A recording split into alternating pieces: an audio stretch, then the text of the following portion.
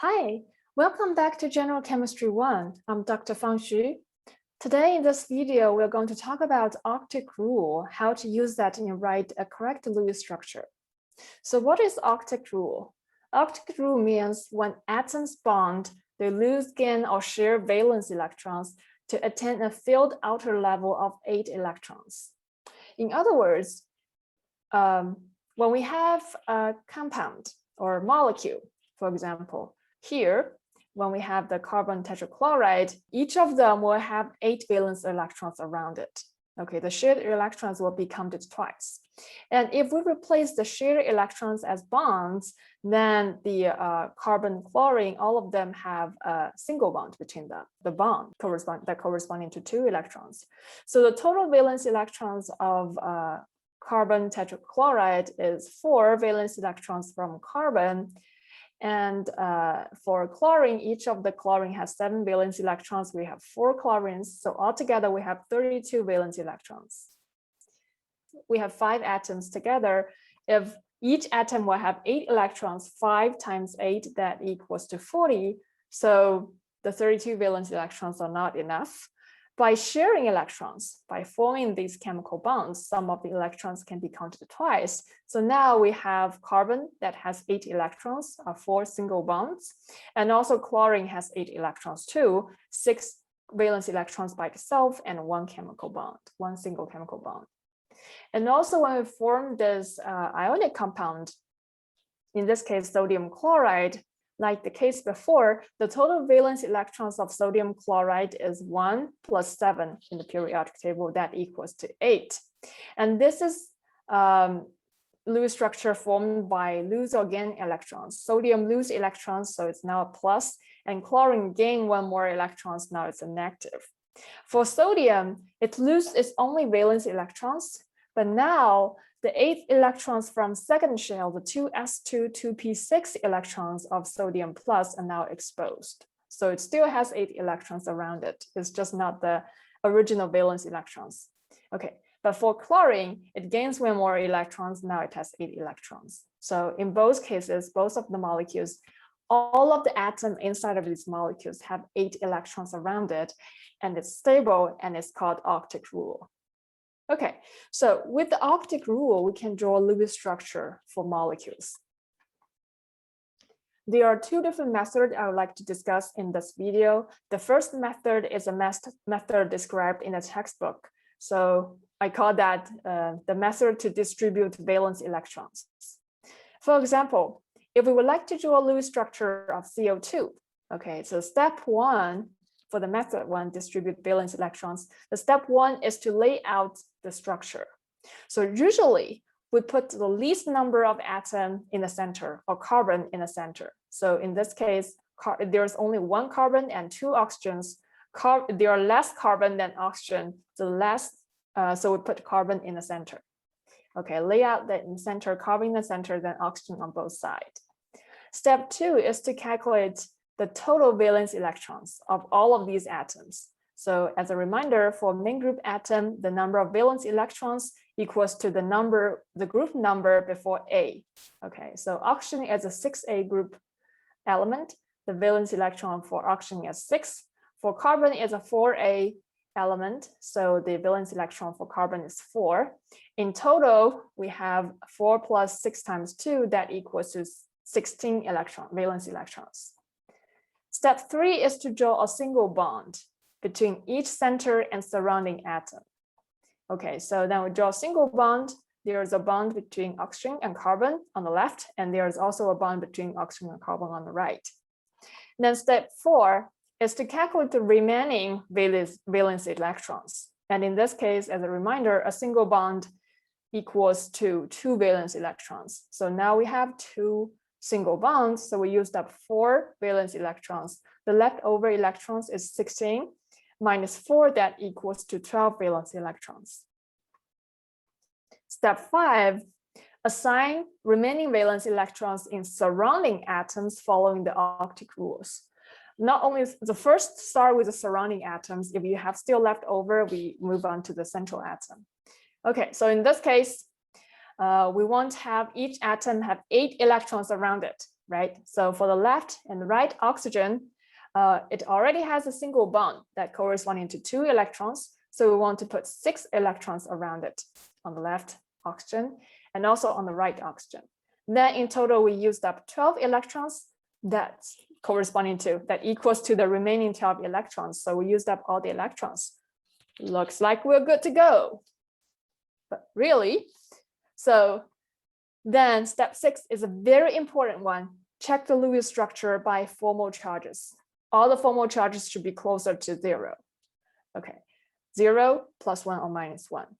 If we do the calculation about this Lewis structure, on the left oxygen, the formal charge is 6 valence electrons from oxygen minus the 6 dots here minus 1 bond that equals to -1. The left oxygen and the right oxygen are the same. So the formal charge for the right oxygen is also -1. For the central carbon atom, the formal charge is 4 valence electrons of carbon minus 2 bonds here. So it's +2. Now we have -1 plus 2, -1. It's not the ideal way. It's a little bit too far away from 0, especially we have the +2 here. So what can we do now? Well, we need to do is to adjust the Lewis structure by using the Lewis dots to create more bonds between the high formal charge atoms. So in other words, this is a structure we had before. We want to move 1 pair of electrons from oxygen, the more negative one, and make that to a shared electrons between carbon and oxygen. So then we can create this double bond between carbon and oxygen, and we can do the same thing for both oxide. So another way, if I go back, okay, another way to check here is, although the oxygen has Octet rule, the central carbon does not meet the Octet rule. The central carbon only has, you see, 4 valence electrons. We need it to be 8. So that's why we also need to adjust this Lewis structure by creating this double bond. Okay, after we're creating this double bond, and in this case, we can only move a pair of Lewis dots to create another bond. We cannot generate more dots because each dot corresponding to the valence electron, and we already used up all our valence electrons. Okay. So finally, we can check the formal charge again to see if the formal charge makes sense. In this case, for the terminal oxygens, we have originally 6 valence electrons minus the 6 dots here minus a double bond that equals to 0. Great.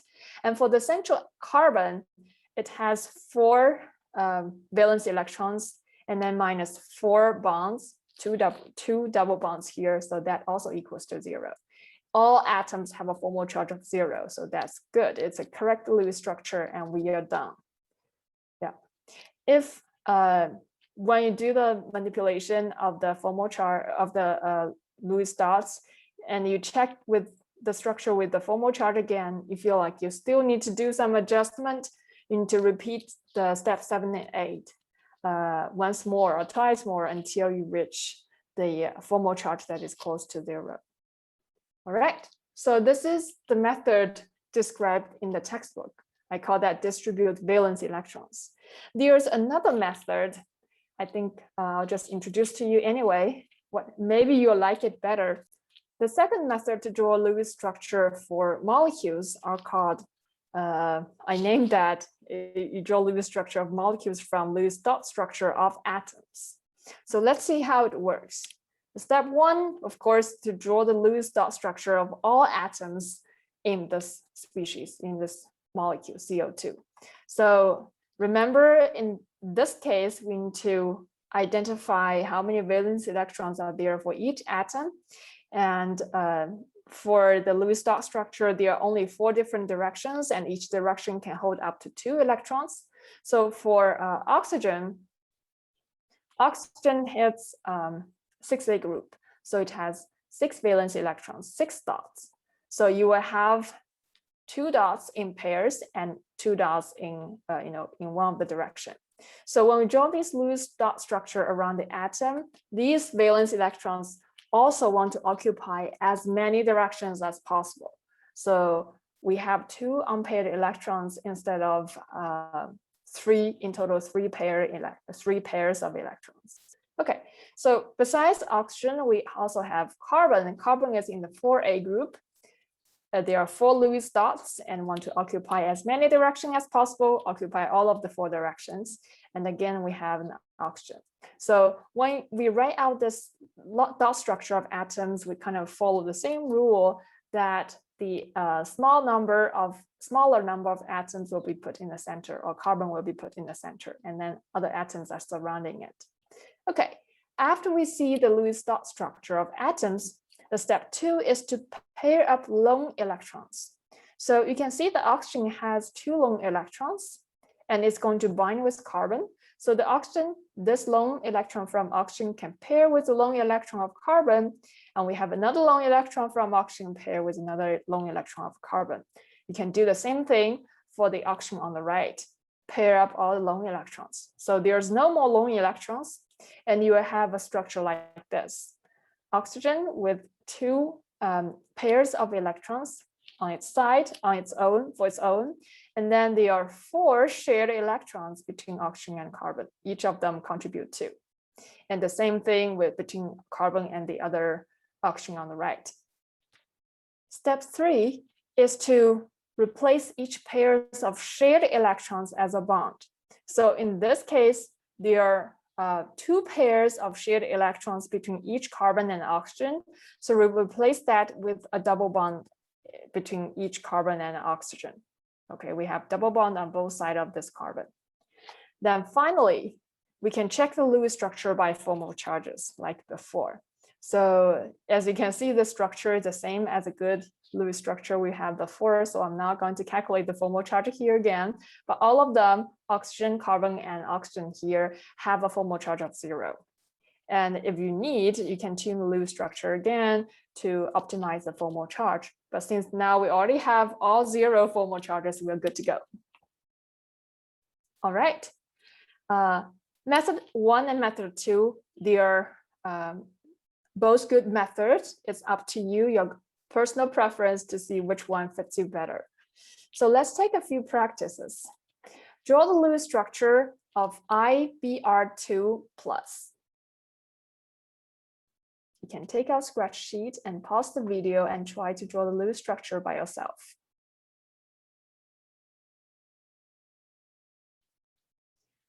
All right, let's take the 2 methods one by one to see how to draw this Lewis structure. Okay, so first the method distributes valence electrons. First, draw out the structure of this atom. There is only 1 iodine and there are 2 bromine. So we put iodine, the smaller number of atom, in the center, and then bromine on the side. Then we need to calculate the total valence electrons. All of these 3 atoms are 7A group element. So in total, we have originally 21 valence electrons, but now we have a plus of it's a cation with a positive charge. So we lose 1 electrons, and then the total valence electron is 20. Okay, so then we start to put a single bond between the central atom and the surrounding atoms. And then we calculate the remaining valence electrons. So it's 20 minus 4, each single bond corresponding to 2 valence electrons. So then that means we have a remaining of 16 valence electrons to distribute. And then we start to distribute valence electrons from surrounding atoms, then to the central atoms, following the Octet rule. So for the terminal bromine, it already has 1 bond. Okay, 1 bond corresponding to 2 electrons. In order to meet the Octet rule, we need 6 electrons, valence electrons around bromine. So we put 6 dots in 3 directions here. Okay, the 4th direction is occupied by the single bond. The same thing to the right bromine. So now we used up 12 electrons. We have 16 electrons remaining. So we have 16 minus 12, that equals to 4 electrons to distribute, and we can put that in the central atom. Okay, so now we're going to check this Lewis structure by checking the formal charge. For the terminal bromine, it has 7 valence electrons. It's a 7A group atom. And then minus 6 valence electrons, 6 dots here in the Lewis structure, minus 1 bond, that equals to 0. The same thing applies to the right bromine. And then for the central iodine, it has 7 electrons to start with, and then -4 dots here in the Lewis structure, -2 bonds it's attached to, so it has +1. So although there is a +1, because this whole Lewis structure is a cation, 0 + 1 + 0 is +1, that corresponding to the charge it carries. So we're good to go. And because it's a cation, we need to put the body in the bracket and then use plus as a right subscript. Okay, so if we want to use the second method from Lewis dot structure of atoms, what shall we do? We can first write out the Lewis dot structure of all of the atoms. Okay, so bromine, we have 7 valence electrons around it, 3 in pairs, 1 as a lone electron, and iodine, the same thing, and then bromine again. And because we have a plus, so that means we need to lose 1 electron of any of these 3 atoms. We prefer to start to lose electrons or add electrons in the central atom. So prefer to lose electrons from the central atom and add electrons in the surrounding atom. So in this case, we're going to lose 1 electron of the iodine. So because the iodine needs to pair with surroundings, we're not going to lose the only single electrons, lone electrons here. Instead, we're going to remove an electron from a left pair of this Lewis dot and make it 1 electron. Okay, so now we're good with all the valence electrons. Then we can pair up these atoms, lone electrons pair up, and then we can write out the paired up structure like this, and then replace the shared pair of electrons as a single bond. Then we can do the formal charge verification to see if the formal charge is good. And as you can see from the left, the formal charge is good, and we can put that in the bracket and make it a cation.